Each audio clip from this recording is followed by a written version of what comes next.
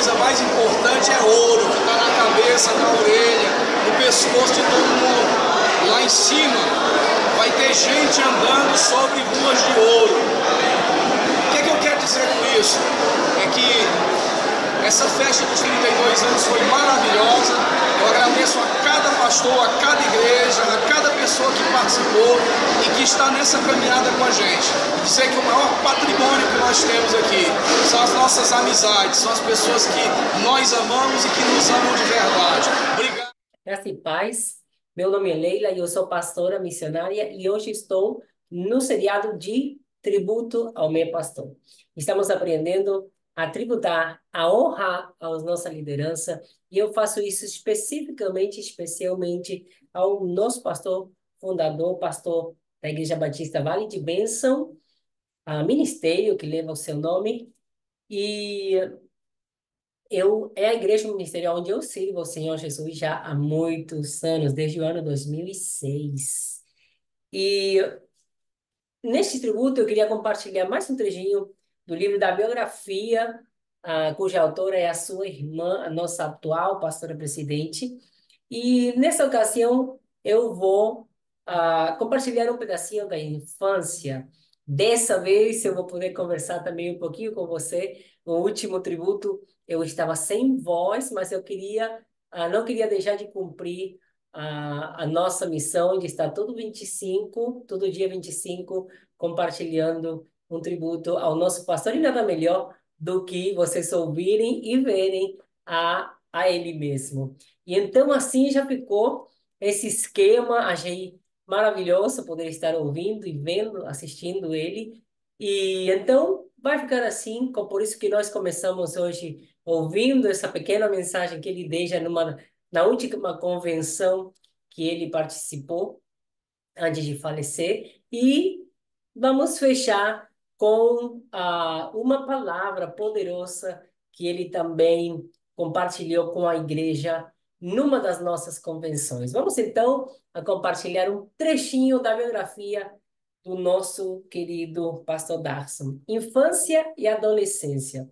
Nasceu na cidade de Senador Pompeu, localizada na região do Sertão Central do estado do Ceará, no dia 10 de agosto de 1961, onde morou até seus 8 anos. Ainda bebê, foi batizado na igreja da Nossa Senhora das Dores, conforme a tradição de sua família. À época, 100% católica. O município de Senador Pompeu fica a cerca de 270 quilômetros de Fortaleza, capital do Ceará, e está situado na bacia hidrográfica do Banabuiú, encontrado nos rios Banabuiú e Patu, seus principais recursos hídricos. O antigo Humaitá teve sua emancipação política no dia 3 de setembro de 1986, pela Lei Estadual número 332, e recebeu seu status de cidade em 1901. Devido à sua localização e infraestrutura ferroviária, a cidade foi uma das escolhidas para a instalação de um dos campos de concentração no Ceará, durante a seca de 1932. Esses locais ficaram conhecidos como os currais humanos, ou currais do governo. Há quase 3 décadas, atualmente, é feita uma romaria de cunho religioso chamada Caminhada da Seca, em homenagem às centenas de vítimas da fome e do descaso público nos campos de concentração. São atrações turísticas da cidade, dentre outras, a estação ferroviária e a ponte ferroviária trazida da Inglaterra. Darson Lira foi o caçula dos 5 filhos do casal Francisco das Chagas Lira e Maria da Silva Lira. O pai, falecido em 7 de setembro de 2009, era um cidadão honrado, de caráter firme, posições sinceras e cultivava muitas virtudes morais, as quais foram repassadas aos seus 5 filhos. Sua mãe, conhecida como Mariinha, Era exemplo de amor materno, zelosa e extremamente dedicada aos filhos e ao marido. Do pai, conhecido como Chico Lira, o seu Lira herdou a retórica que magnetizava seus ouvintes e o gosto pela leitura. O senhor Lira trabalhou como escriturário, auxiliar de escritório, guarda-livros, fiscal de limpeza da prefeitura e comissário de menores. Ele também foi político de caráter e renomado, cumprindo 2 mandatos de vereador, 1955 a 1963, na pequena cidade de Senador Pompeu. Foi candidato a vice-prefeito, mas perdeu disputando com os poderosos e a oligarquia local. Durante as campanhas políticas, era prática dos organizadores deixá-lo como último orador nos comícios, pois o público permanecia até que terminasse seu discurso inflamado, eloquente. Sua voz era forte, sonora e com linguagem enfática, enfrentava aberta e corajosamente os poderosos da cidade, denunciando as velhas práticas políticas em defesa das pessoas necessitadas, carentes. Senhor Lira também era admirado pela facilidade de raciocínio e pela rapidez com que fazia as 4 operações de matemática, chegando a disputar e ganhar em velocidade com os operadores das primeiras calculadoras, para a alegria dos amigos que faziam o desafio e apostavam nele. De Dona Mariinha, Darkson herdou a sensibilidade e espírito alegre, o gosto pela música, pela arte musical e a apreciação e respeito pela natureza. Seus pais se casaram em setembro de 1948 e, como se vê, eram bonitos. Ela mostra aqui a foto dos pais. Vamos ver se dá para apreciar um pouquinho. E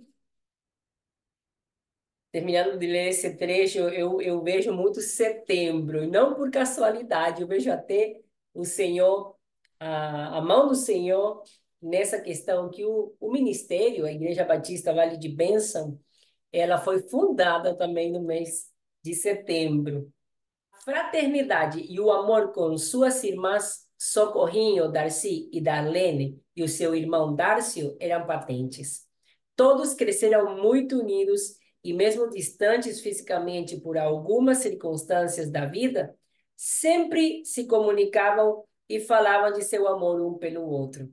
Como irmãos, era comum e frequente a expressão entre eles: "Eu te amo, meu irmão", ou "Eu te amo, minha irmã". Embora filho de pais pobres, ele nunca sofreu privações, vivendo em condições razoáveis para uma cidade de interior. Por sua docilidade e simpatia, sempre foi cercado de muita atenção e amor. Desde bem cedo, seu carisma e espontaneidade cativavam crianças, adultos e idosos. Ora, com suas brincadeiras, ora com suas conversas sérias demais para a sua idade, ora com suas habilidades musicais, interpretando canções. Ele cantava e tocava um violão bem maior do que sua estatura física.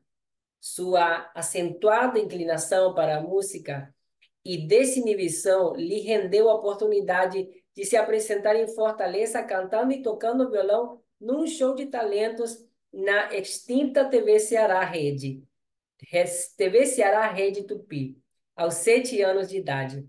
Motivo de muito orgulho para a pequena cidade de Senador Pompeu, seus pais e irmãos, seu primeiro violão foi presente do prefeito e amigo pessoal do senhor Lira, senhor França Cambraia. Aqui vemos uma foto dele de pequenininho, com o violão na mão. Nesse pequeno trecho que eu queria compartilhar um pouquinho da nossa história, da história do nosso pastor fundador, da sua criação, para você ver como a gente consegue enxergar como tudo isso, todo esse contexto familiar de amor, de aceitação, de valorização, ele fez toda a diferença na vida do nosso querido pastor. Quem enfatizou sempre sempre os valores da família. E depois de compartilhar um trechinho da infância do nosso pastor, no livro da biografia, escrito pela nossa querida pastora Daci, eu queria compartilhar um pequeno trecho também do livro, que agora é da autoria do próprio pastor Darkson. Desistir é uma pergunta. Nem pense nisso, é a resposta. E eu queria começar com a dedicação. Esse exemplar foi presenteado por ele à própria mãezinha, Marinha, e diz: Mãe boa, é uma bênção da parte de Deus tê-la conosco, com vigor, beleza e tanta lucidez. E sei que assim será por muito tempo. Te amo, Darkson. Eu vou agora à dedicação do livro. Olha que interessante. Eu faço questão de compartilhar esses pequenos detalhes, porque é assim que a gente vai percebendo o caráter da pessoa do nosso pastor. A dedicação do livro Desistir, Nem Pense Nisso, é direcionada à seguinte pessoa. Diz: aquele que não desistiu de nós, apesar da cruz. Aos homens e mulheres que não desistem de amar em face do ódio, de crer apesar das dúvidas, de esperar quando tudo lhe parece contrário. Desistir? Nem pense nisso, porque quando o fim parece ter chegado, é só o início de um novo começo. Essa é a dedicatória que o próprio pastor Daxon deu ao seu livro. E na introdução, ele escreve as seguintes palavras: existem infinidade de motivos para que a Bíblia esteja, até os dias de hoje, no topo da lista de livros mais traduzidos e mais vendidos na história universal. Ninguém conseguiu barrar a Bíblia até os dias de hoje. Com certeza, uma das razões é o fato de ser um livro pertinente, uma obra que trata das coisas celestiais sem perder em nenhum momento sua aderência histórica. Seres humanos são retratados, inclusive seus heróis, com impressionante honestidade, e o realismo se estampa nas histórias, com um enredo sem retoques. Esse sentido de realidade permite uma empatia maravilhosa e até mesmo uma identificação entre o leitor e os personagens que emprestam vida ao texto. Não estamos tratando de um livro cifrado, um complexo tratado teológico exposto de forma dogmática ou sistemática, embora alguns pretendam que seja assim. Não vamos encontrar também uma intrincada lucubração filosófica inútil para a maioria das pessoas, como costumam ser as grandes construções dos filósofos. E isso são palavras de alguém que se formou em filosofia. As histórias se desenrolam em um panorama bastante humano: amor, ódio, virtudes, vícios, conflitos pessoais, dramas familiares, guerras internacionais, o humano e o divino se encontrando, casamentos, sepultamentos, tempos e estações, nascimento e morte. Não é sem razão que, dentre os muitos títulos dados a este incomparável livro, responsável pela transformação de indivíduos e nações, encontramos um que particularmente gosto: o livro da vida. Um Brahmane recebeu o exemplar de uma Bíblia de um missionário e, algum tempo depois, ao encontrá-lo, foi interrogado. O que você achou da Bíblia? Ele perguntou. O Brahmane respondeu de pronto: só lhe digo uma coisa: quem fez este livro fez também meu coração. É isso mesmo, amigo. A Escritura fala ao nosso coração, pois o autor de ambos é o mesmo. Essa mulher, portanto, sem rosto e sem nome, com sua vida e história, é uma esplêndida metáfora de nossa própria história. Eu lhe convido a seguir radiante nesta leitura e descobrir nela um pouco ou muito de nossa própria dor, anseios, buscas e esperanças. Desistir? Não pense nisso. Amém? Hoje eu quero compartilhar também um tesouro muito especial que está datado no ano de 1992 e já é uma, ah, um manuscrito dele. Acho que não dá. Aí, pronto, um pouquinho melhor. E é um manuscrito dele que eu peguei emprestado da minha querida pastora. E o primeiro registro que ele faz é um poema da águia e o ovo, né? E eu achei tão interessante que eu quero compartilhar com vocês. Isso aqui é inédito, material inédito do nosso pastor. A águia e o ovo.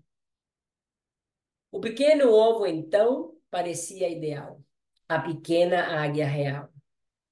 Seu mundo diminuía, ou foi ela que crescia? A casca logo rompeu. Um belo espaço surgiu, o lugar chamado ninho, que também foi pequenininho. Logo a águia entendeu ser feita por bastidão e voou, voou, voou. Era a sua vocação. Esse é o primeiro dos manuscritos desse pequeno caderno, datado em julho de 1992. E eu queria pular para o terceiro, antes de passar para o nosso vídeo, onde eu vou estar compartilhando a palavra do pastor. Diz respeito à diversidade. Olha como, naquela época, o nosso pastor já manifestava ser um visionário. Não há um modo de ser. Não há um modo de ser. No mundo, tudo é diferente. É presunçoso querer fazer que cada pessoa pense e sinta como a gente. Cada um é um universo em sua constituição, ética e educação. É uma simples solução. Se o cristão e o pagão, judaísmo e islã, modernismo e tradição entendessem essa lição. Muitas cores e sabores, tantos sons, pensamentos, culturas e sentimentos. Que bela diversidade! O custo, um e plural, de ampla realidade. É tributo que se presta à grandeza da verdade. Olha que maravilha! E como observações, ele coloca aqui no final: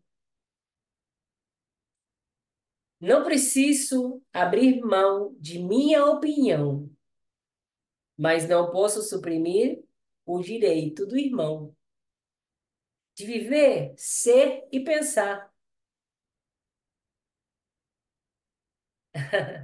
Carisma, a própria razão. Que lindo! Espero que você tenha desfrutado da mesma forma que eu e que nós possamos fazer na nossa vida, instalar na nossa vida como estilo de vida. O agradecimento àqueles que somaram, o agradecimento àqueles que aportaram a nossa vida, aqueles que nos ajudaram, que nos capacitaram, que nos instruíram, que investiram tempo das suas vidas para trazer para nós a presença de Deus, o poder do nome de Jesus e tantos conselhos sábios que nos ajudaram a crescer na fé. Eu quero te convidar agora a fecharmos esse tributo com uma pregação, um trecho da pregação do nosso querido pastor Darson em uma das nossas convenções. A batalha parece cessar na nossa vida. Aproveite esse esse momento para descansar, revigorar-se e afiar sua espada, aprimorar seu tiro de arco e flecha e polir o seu escudo. Afie a sua espada, porque a Bíblia diz que não é aqui o nosso lugar de descanso. O inferno não dá tréguas. É por isso que você tem tido uma luta atrás da outra. Pastor, algo errado com a minha vida. É muita luta. Errado é se houvesse muita derrota. Mas se você está tendo uma luta atrás da outra, e o Senhor está revestindo as tuas mãos de força, está adestrando os teus braços para a batalha, celebre a Ele, porque você é um guerreiro e está aqui para isso mesmo. Você está aqui para guerrear. Estamos em campo de batalha. Mas o que eu vejo nesse texto, senhoras e senhores, é que um líder não se iluda, está sempre cercado de inimigos. Muitas vezes são gratuitos. Eu tenho pessoas que me odeiam, eu tenho pessoas que não gostam de mim, não vão com minha cara, que nunca sentaram nem um minuto comigo, não me conhecem, não sabem da minha história, não convivem comigo, não sabem quem eu sou, julgam, pré-julgam, acende fogueira, queima. Isso é normal. E o líder precisa estar preparado para isso. A Escritura diz: de novo fizeram os filisteus guerra contra Israel. Se há uma coisa, se havia um sujeito que em tudo ele conseguia ver uma coisa boa, contava a pior desgraça do mundo, um dia um amigo disse: não é possível, eu vou contar uma coisa terrível para ver se ele não dá graças a Deus. Aí disse: rapaz, aconteceu um negócio terrível. Foi que o filho, rapaz, matou o pai para casar com a mãe. Ele olhou assim, pensou um pouco e disse: pior poderia ser. Mas como? Se ele matasse a mãe para casar com o pai. E quando foi um dia, encontraram ele, o amigo ia passando com ele e viu lá um cachorro. O carro atropelou, estava só os pedaços, o cachorro se esquartejado à beira da pista. Aí o amigo disse: olha aí, mas que desgraça, coisa feia. Ele olhou assim e falou: isso que bela arcada dentária. O pessimista é aquela pessoa que está sempre dizendo: não é que coisa ruim, porque a rosa está cheia de espinho. Mas o otimista diz: coisa gloriosa, porque o espinho tem rosa, os espinhos têm rosa. Então tudo na vida depende do seu ponto de vista, da posição em que você está. Certa vez Frederic Nietzsche disse: o importante não é o que as pessoas fazem comigo, é o que eu faço com o que as pessoas fazem comigo. Então isso é que é o importante da vida, é a sua reação em relação ao que as pessoas fazem, que vai determinar o seu sucesso ou a sua derrota.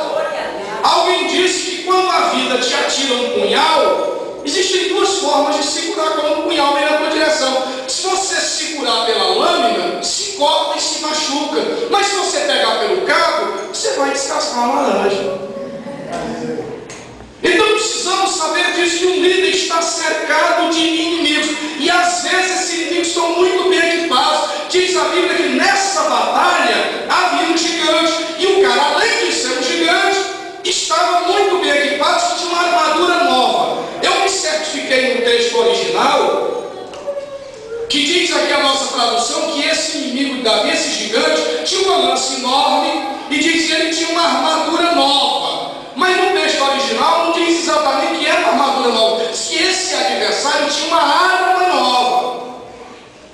Uma coisa estranha, um utensílio que parece que era ponta de lança, era o último recurso tecnológico da época para alguém ir enfrentar uma luta. Então Davi, além de ter um gigante pela frente, o gigante está muito bem equipado. E se há uma coisa que você tem que saber na vida, é que os seus inimigos estão constantemente se equipando. E você precisa se aprimorar, você precisa se dedicar, você precisa buscar o Senhor e a força do seu poder para poder resistir a esses ataques cerrados do adversário. É verdade. Sua determinação sempre será testada.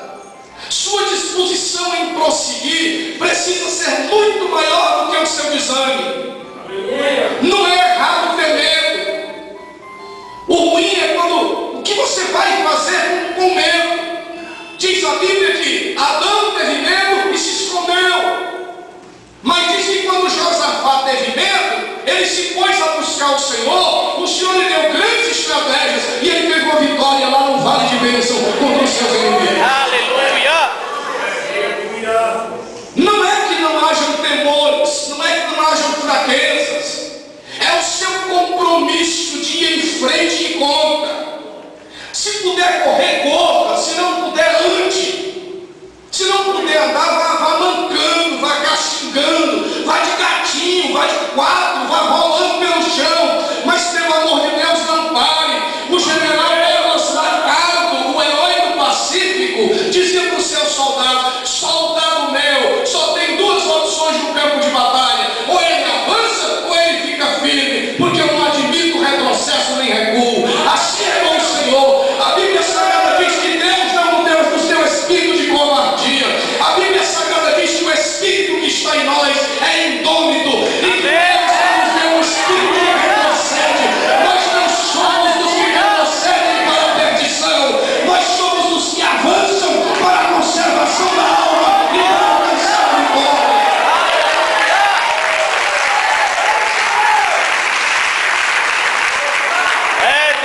O líder está cercado de inimigos. Esses inimigos podem estar no seu trabalho, podem estar na sua rua, no seu bairro. Esses inimigos podem estar fora ou podem estar aqui dentro da igreja. Mas o pior deles é aqueles que estão dentro da sua porta, é aqueles que estão dentro da sua mente, é aqueles que estão dentro do seu coração. O Estevão Colonna foi um grande conquistador, mas certo dia os inimigos vieram contra suas fortalezas e destruíram. E o Estevão Colonna saiu do seu castelo cabisbaixo, acompanhado da sua tropa, e havia um escarnecedor por perto, olhou para ele e disse: rei, onde é que estão as tuas fortalezas? Ele olhou assim e disse: as minhas fortalezas estão aqui dentro do meu coração. E o que aconteceu é que derribaram as paredes do seu castelo, mas aquele homem reconstruiu e reconquistou todos os seus espaços, porque se o seu coração não está vencido, não interessa o que o inimigo está armando contra você, você vai ser um campeão, você vai superar os adversários, você vai começar o que quiser, porque o Senhor está te armando para a batalha. Eu sempre digo que o grande problema dos espias que Moisés mandou para a terra prometida não foi quando eles voltaram dizendo que os gigantes os consideravam como gafanhotos. Até aí tudo bem, mas aos nossos próprios olhos nós éramos como gafanhotos. Então quando você começa a introjetar a opinião dos outros, quando você coloca a sua felicidade, o seu destino na mão de outra pessoa, eu vou ser feliz se tiverem uma boa opinião a meu respeito. Eu vou ser feliz se me aplaudirem. Eu vou ser feliz se reconhecerem meu trabalho. Você está roubado, meu filho. Você está roubado. Você precisa ter um alvo. Você precisa ter uma meta. E deixa estribuchar, deixa espernear, deixa o diabo rugir o dente, deixa ter vertigem. Você precisa estar firme no propósito que Deus colocou no seu coração. Davi estava ali cercado de inimigos.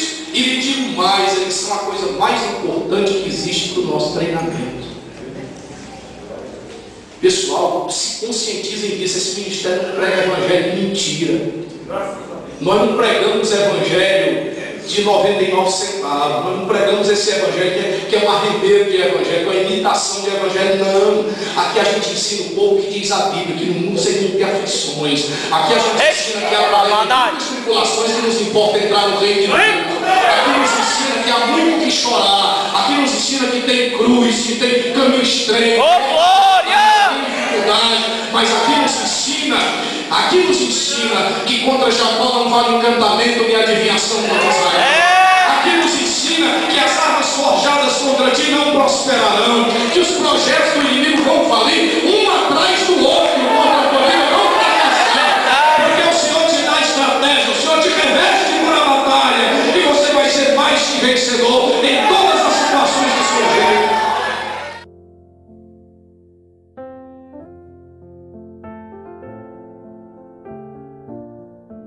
Muito obrigado por nos acompanhar até aqui. Deus te abençoe e a gente se vê no próximo tributo.